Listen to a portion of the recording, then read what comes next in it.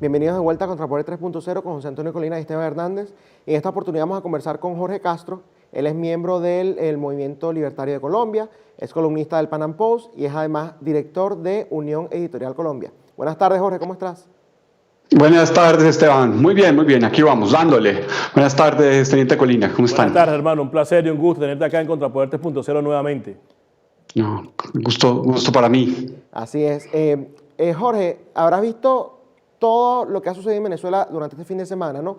Y me gustaría saber un poco la perspectiva o la cobertura que se le ha dado en medios internacionales, sobre todo en Colombia, que es el país vecino. ¿Le han prestado atención a estos eventos? ¿Los han cubierto de manera, digamos, nutrida o los han ignorado?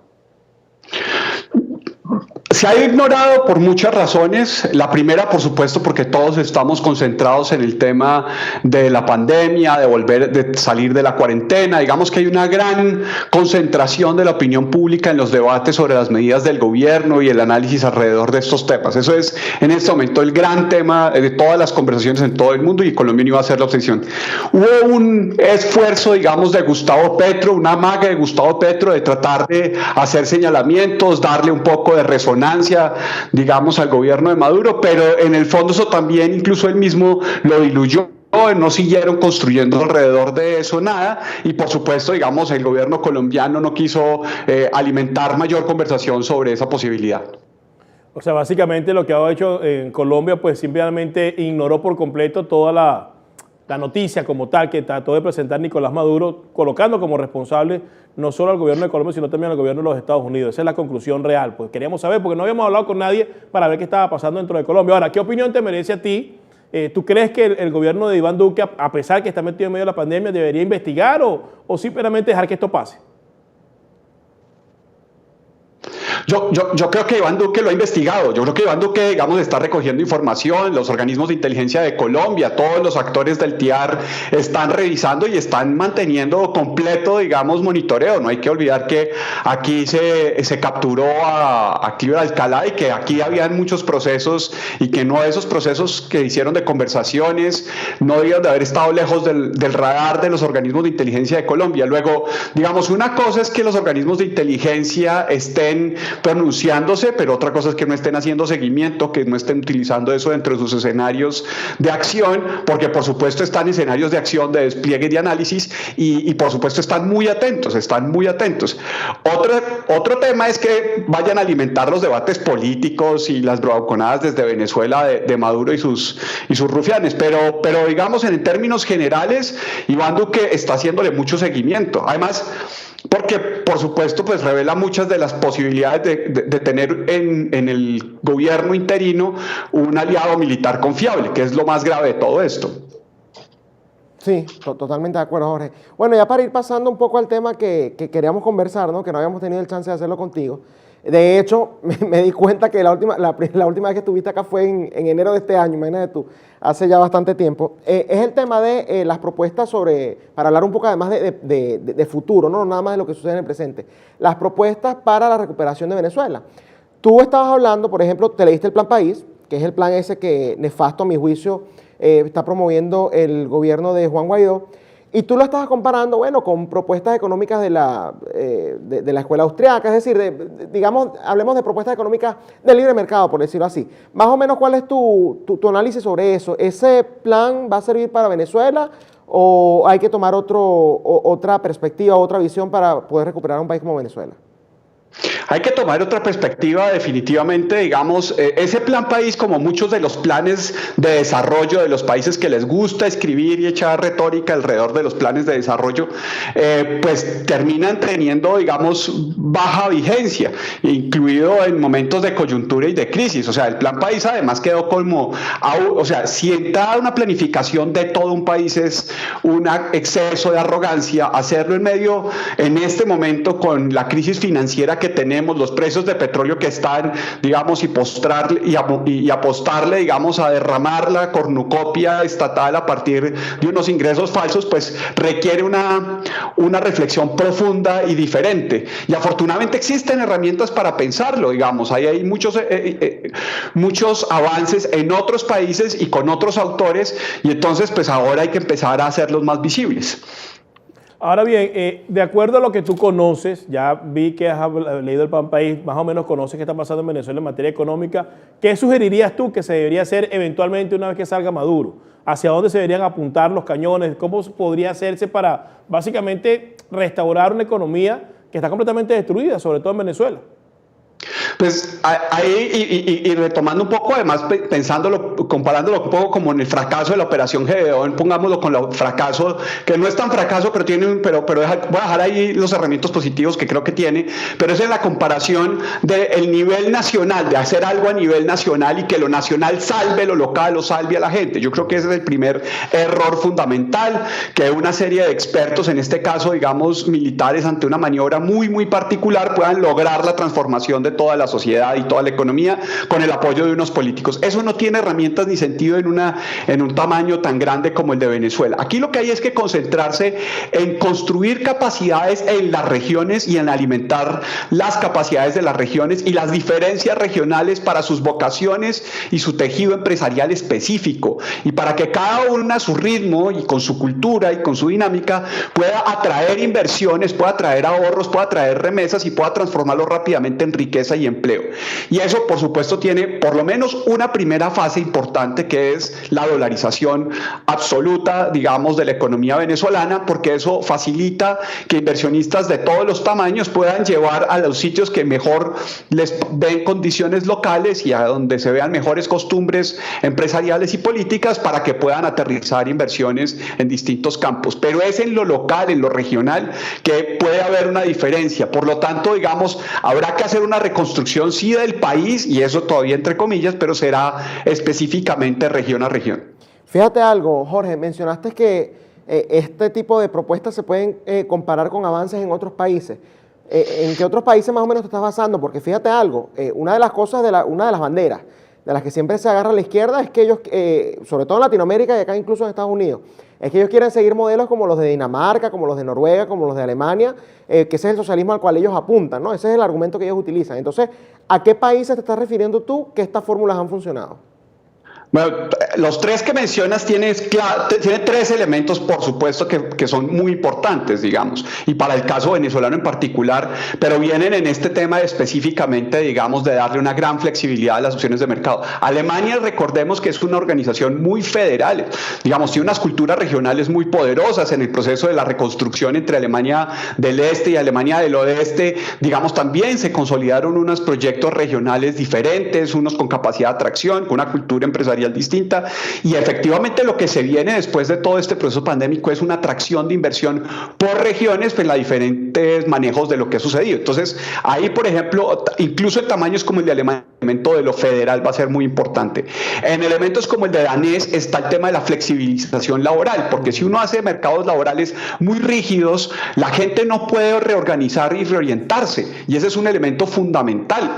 Ahora lo vamos a vivir entre Europa y Estados Unidos. Estados Unidos tiene una gran caída del empleo, pero se va a reacomodar, va a haber mucha migración interna, porque tiene la posibilidad de reorganizar los contratos entre personas adultas. En cambio, cuando hay un tutor que se cree mayor que los que son mayores de edad, entonces ahí hay dificultades, ahí viene un debate muy interesante de los daneses. Y finalmente los noruegos, solo por poner, digamos, tres ejemplos, pero quiero ir de nuevo, insistir en el tema de lo regional. Los noruegos, por ejemplo, vendieron su empresa petrolera, dejaron de depender de la ciclicidad de los precios del petróleo, construyeron un fondo soberano que está diversificado en los ingresos básicos de los gastos noruegos en un montón de regiones, de empresas y de países. Luego ellos ganan de Samsung, ellos ganan de Apple, ellos ganan de Tesla, ellos ganan distintas tecnologías.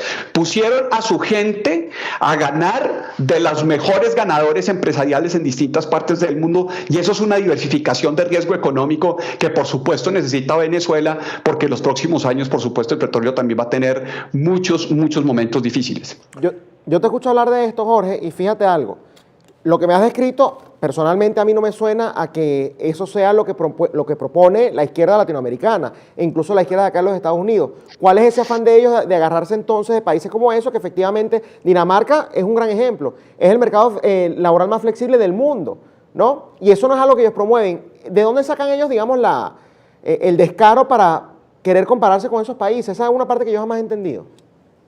No, No, lo que pasa es que aquí estamos en un rezago de las universidades especialmente y de los periodistas de cierta edad, digamos años 70, 80, que que tenían un modelo de socialdemocracia europeo nórdico que fracasó, evidentemente en los 70 fracasó, pero los libros con los que esta generación que fueron profesores, que estudiaron en los 70, que construyeron sus ideologías en los 70, pues les mostraban una socialdemocracia nórdica maravillosa, y entonces eso es lo que no han podido reconsiderar, no han podido revisar, pero hoy están completamente obsoletos, y el problema es que la izquierda, cuando uno llama a la izquierda, son los mismos cuadros, es la misma gente pero más vieja, ¿sí? O sea, no estamos aquí hablando de que hay una renovación de la izquierda en América Latina, o sea, podrán haber unos figurines, digamos, que sirven para cierta agitación en las redes sociales, pero el núcleo del poder de la izquierda sigue siendo esa gente de los 70s, de los 80s, que utilizan los mismos manuales, que utilizan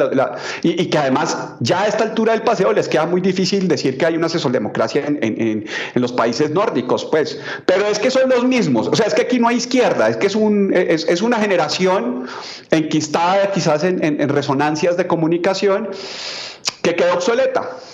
Bueno, y ahí me quiero basar, porque entonces si eso es así, yo estaba escuchando lo que ustedes están diciendo y me voy a lo que está pasando en Venezuela. Pongamos que Maduro sale. En Venezuela la infraestructura económica está completamente destruida. El pensamiento de la gente es evidentemente, o por lo menos desde mi punto de vista, medio no, casi que socialista o completamente las socialista. universidades, Colina, que él lo mencionó. Entonces, ¿cómo hace alguien para, por ejemplo, un gobierno de transición o un gobierno que venga después implementar ese esquema en el cual hay que fortalecer a las regiones o hay que favorecer la economía regional si la gente pues no conoce bien esos aspectos y no sabe cómo, o los empresarios, cómo se adaptan a ese nuevo esquema en un país como Venezuela?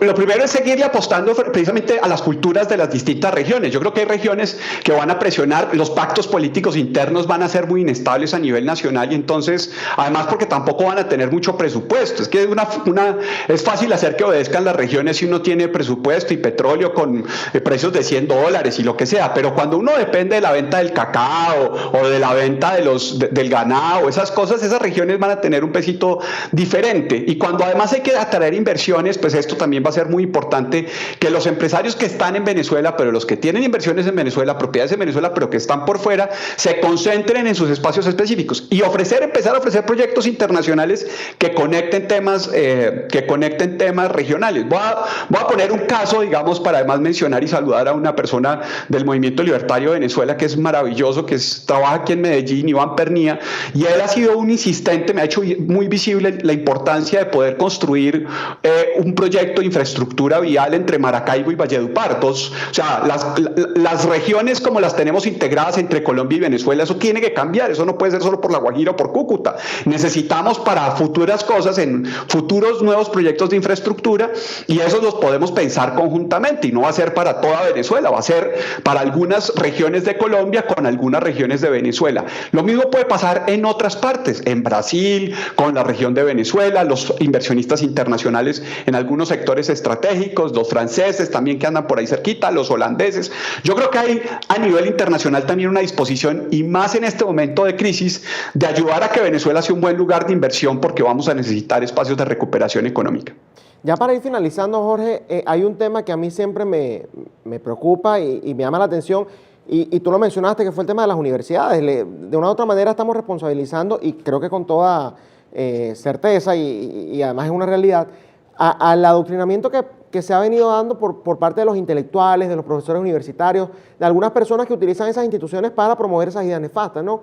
¿Cómo hacemos para desmontar eso? Eso es una estructura que a ellos les tomó años construir y es muy difícil de penetrar. En países, ni siquiera como Venezuela nada más, en toda Latinoamérica, esto digamos que es la regla. ¿Cómo hacemos nosotros para que las universidades logren, digamos, cambiar la manera de ver las cosas, y de esa manera los estudiantes que salgan de allí, los profesionales, no tengan esa ideología tan nefasta una vez sean profesionales?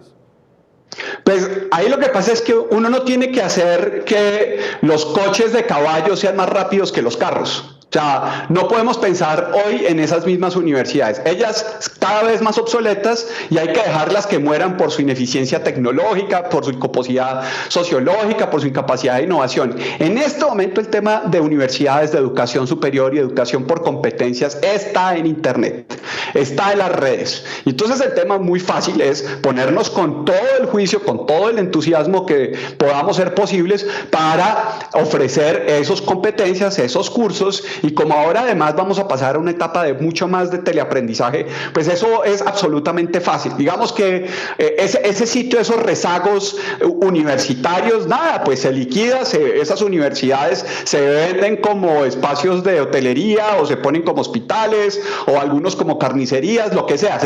Venezuela además necesita vender un poco de activos, entonces venderán muchos de esos recintos, digamos, como posibles hoteles o lugares de veraneadero, pero de resto la verdadera educación que se viene no pasa por esos lugares, afortunadamente. Por eso es que aunque los entiendo y creo que no hay que tampoco preocuparse mucho, tienen mucha competencia, especialmente en habla hispana. Es así, con el Internet ahora la educación es diferente. Muchas gracias, Jorge, por este contacto y por siempre compartir tus conocimientos y tus visiones con nosotros. Un placer haberte tenido aquí. Con mucho cariño. Y déjenme un último mensaje, porque creo que es muy importante esta semana. Yo creo que el mes de mayo va a ser muy interesante para la libertad de Venezuela. Estamos apenas viendo algunas cosas, pero la Operación Gedeón tiene que ser una inspiración para muchas otras cosas. Y uno de los aprendizajes que yo tengo es el capitalismo que hay detrás, la estructura de libre asociación que hay detrás, y ahí tendríamos que aprender todos los que estamos entusiasmados y con disposición para otros proyectos más adelante. El tema del crowdfunding, el tema de múltiples operaciones en paralelo. Yo creo que eso puede ayudar a blindar lo que pueden ser los próximos meses y no las próximas semanas en la liberación de Venezuela. Entonces creo que, aunque es muy vergonzoso, ¿cierto? Y de muy baja factura lo que ha sucedido en estos días, también nos permite seguir aprendiendo, porque más temprano que tarde los vamos a ver pagar. Gracias por esa conclusión, Jorge. Siempre importante tu mensaje acá en nuestro espacio. Muchas gracias. Muchas gracias, Jorge. Buenas tardes. Brillante. Ahí tenían a Jorge Castro, del Movimiento Libertario de Colombia, como siempre, con comentarios muy acertados, economista, con pensamientos importantes sobre cómo debe ser el esquema económico, no solo en Colombia, en Venezuela, sino a nivel global. Esto ha sido todo por hoy en Contrapoder.0, el programa de la derecha y también de la economía, aquí en Factores de Poder, que definitivamente, y se ha consolidado así y ha quedado demostrado, es el canal de la información, duela quien le duela. Hasta mañana. Este programa fue presentado por John de la Vega, abogado de inmigración.